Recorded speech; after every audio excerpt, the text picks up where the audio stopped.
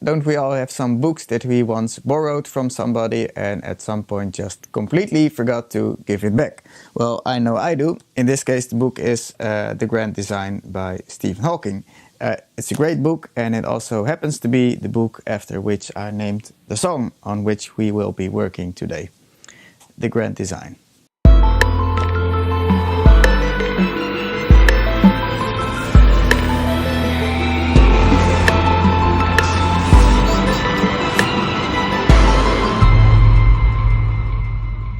So in some ways this song is kind of the negative or the reversed version of an earlier song, Pocket Universe, in the sense that it's based on the same chord progression, but this time it's played backwards. So in the case of Pocket Universe, every chord would change into a dominant chord and then would resolve into a kind of new tonic chord. In the case of this song, every chord is a tonic, let's say, and then it kind of moves backwards to its own dominant chord. And then that dominant chord again becomes a new kind of new tonic, which again moves backwards to its dominant chord. So this is a cycle that goes on and on. And this episode is a bit more focused on the process of recording because it's a song with a lot of different layers, a lot of different instruments. And I thought it would be nice to show you a bit more of the recording of those different instruments.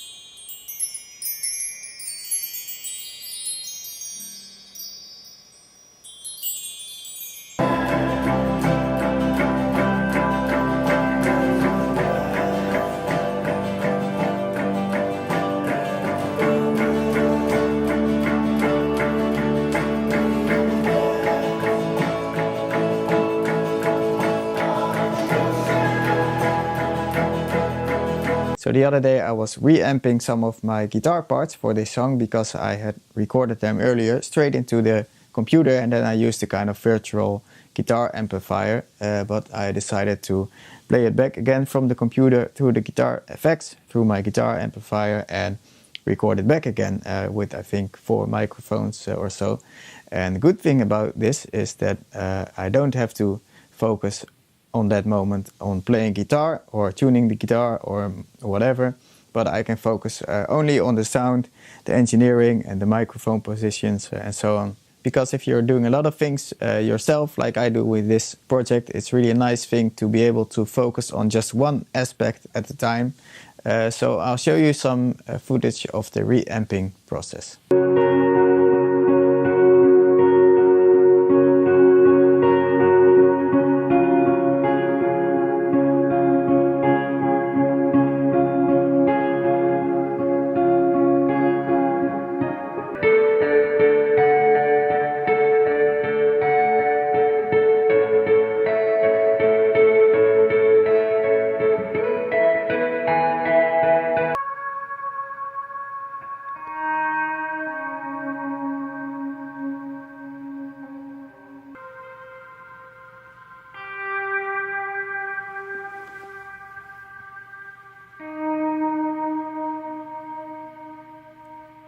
Often when recording instruments, I used to use a technique called spaced pair, which is basically two microphones pointed at the sound source, one microphone on the left, one on the right.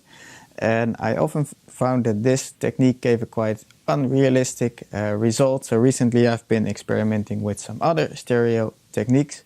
Among them is this one, which is called Bloomline stereo, which is basically two figure-of-8 microphones, and they have to be at an angle of 90 degrees, pointed at the sound source with an angle of 45 degrees. And I found out that this often gives a much more realistic result. And of course there are a lot of different stereo miking techniques, and I read a lot about this particular technique in this book, Make My Music, which is a great book by a recording engineer called Bruin. He's worked with a lot of famous artists like Count Basie, Duke Ellington, also Michael Jackson. And this is a great book to borrow and never give back. Okay, that's it. Thanks for watching. If you want to hear the whole song, please go to patreon.com/inventions. That's where it's at. And until next episode. Cheers.